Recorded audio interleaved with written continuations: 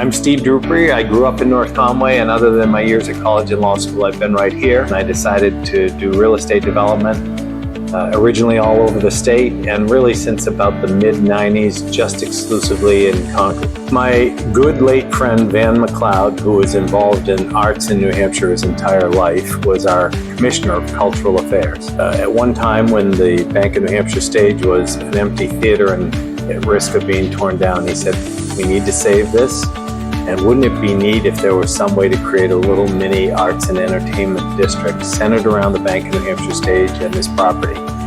And that was the original inspiration, and it's taken a while. First the Bank of New Hampshire stage, and then post-COVID, Arts Alley. And the goal here was to create a community space, a space where people came downtown because there would be something going on every night, whether it's children's programming, whether it's a big sports show or a movie. We had a movie here last week, and also have food and dining and live music experience. So the goal was to create, if you think of Nashville's Broadway, and compress it to 100 yards. This was very difficult to finance, and I am very grateful to the Bank of New Hampshire, which has been my partner for almost 50 years. I count on Bank of New Hampshire to say, have you thought about this? Do you really think this is a good move? And having not doubt, but just making sure they're doing their homework and we're asking ourselves the right questions.